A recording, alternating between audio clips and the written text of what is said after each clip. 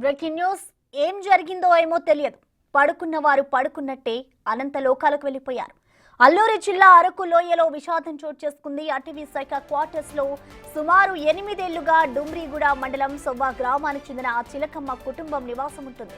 వీరి కుటుంబం స్థానికంగా కూలీ పనులు చేసుకుంటూ జీవిస్తున్నారు. ఎప్పటిలానే కూలీ పనులు ముగించుకొని ఇంటికి వచ్చి కుటుంబ సభ్యులు భోజనాలు చేసి నిద్రకు ఉపక్రమించారు. మరో గదిలో చిలకమ్మ, ఆమె 7 ఏళ్ల మనవడు నాని నిద్రపోయారు. ఉదయం కుటుంబ సభ్యులు నానమ్మ మనవడిని లేపేందుకు ప్రయత్నించగా వారు విగత జీవులై పడి ఉన్నారు. రాత్రి సంపూర్ణ ఆరోగ్యంతో నిద్రపోయిన నానమ్మ మనవడు ఉదయాన్నే ఉలుకు పలుకు లేకుండా కనిపించడంతో కుటుంబ సభ్యులను విషాదంలో మునిగిపోయారు.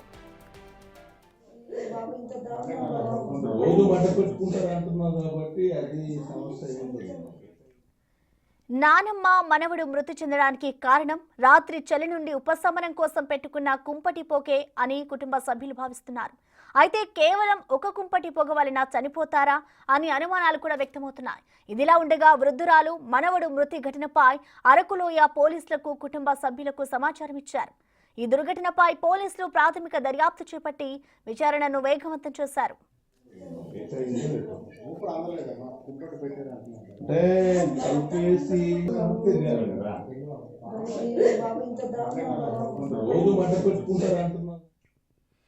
దీనికి సంబంధించిన కంప్లీట్ డీటెయిల్స్ ని మా ప్రతినిధి రాజు అందిస్తారు. రాజు, చెప్పండి, వాళ్ళ మృతికి సంబంధించిన కారణాలు ఏమైనా తెలుసాయా? అసలు అధికారులు దీనిపై ఏ విధంగా దర్యాప్తు చేస్తున్నారు? రాజు, గత 8 సంవత్సరాలుగా డుమ్రిగూడ మండలం పొవ గ్రామానికి చెందిన చిలకమ్మ కుటుంబ సభ్యులు అరకలోయలో ఉన్నటువంటి, ముఖ్యంగా ఈ పోస్ట్ ఆఫీస్ సమీపంలో ఉన్న ఒక ఈ అటవీ శాఖకు సంబంధించినటువంటి గెస్ట్ హౌస్ లో అయితే ఉంటున్నటువంటి పరిస్థితి అయితే ఉంది. గెస్ట్ హౌస్ సంబంధించినటువంటి రూమ్ లో అయితే వీళ్ళు అందులో ఉంటూనే తరచూ ప్రతిరోజు కూడా ఈ కూలి పనులు చేసుకుంటూ తిరిగి సాయంత్రం రావడం, అక్కడే ఉండడం, జీవనం కొనసాగిస్తున్నటువంటి పరిస్థితి అయితే ఉంది.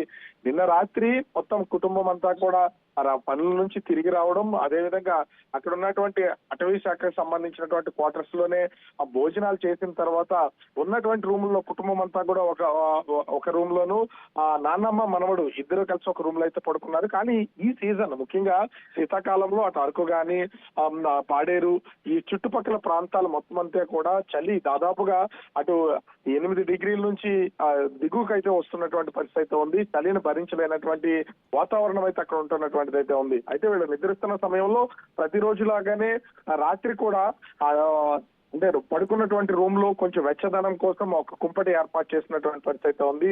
ఆ పొగకి మొత్తం వీళ్ళు ఊపిరాడక చనిపోయి ఉంటారని తెలుస్తున్నటువంటి పరిస్థితి ఉంది. అయితే రాత్రి పడుకున్నటువంటి వాళ్ళు ఉదయాన్నే లేచినటువంటి కుటుంబ సభ్యులందరూ కూడా నానమ్మని మనవడిని ఇద్దరిని నిద్ర లేపే ప్రయత్నం అయితే చేశారు. వాళ్ళు ఆ నిద్ర లేవకుండా చనిపోయినటువంటిది వాళ్ళు గమనించినటువంటి నేపథ్యంలో పోలీసులకైతే సమాచారం అయితే అందించారు. రాత్రి కుంపటి పెట్టుకున్నారు. అందరూ నైట్ టైంలో కలిసి భోజనాలు చేశాం, పడుకోవడానికి వెళ్లారు. కానీ తెల్లవారే చూసేసరికి వీళ్ళు జీవులై చనిపోయినటువంటి పరిస్థితి ఉందని పోలీసులకు తెలియజేసినటువంటి పరిస్థితి ఉంది. కేవలం ఈ కుంపటి వలన వచ్చినటువంటి పొగకే వీళ్ళు చనిపోయారు. ఎందుకంటే గడిచినటువంటి నెల రోజుల నుంచి కూడా ఇదే వాతావరణం ఉంది. ప్రతిరోజు కూడా వెచ్చదనం కోసం వీళ్ళు ఏర్పాటు చేసుకుంటున్నటువంటి పరిస్థితి ఉంది.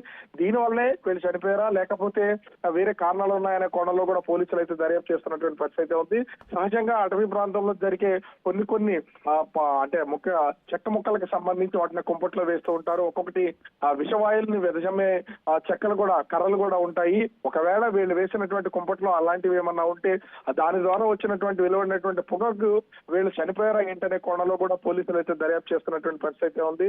అంటే నైట్ అంత ఆరోగ్యంగా ఉన్నటువంటి వాళ్ళు పడుకుని ఆ తెల్లవారు నిద్రలు ఇచ్చే సమయానికి చనిపోయినటువంటి నేపథ్యంలో కుటుంబంలో అయితే విషాద ఛాయలు అనుకున్నటువంటి పరిస్థితి కనిపిస్తుంది. ప్రసన్న.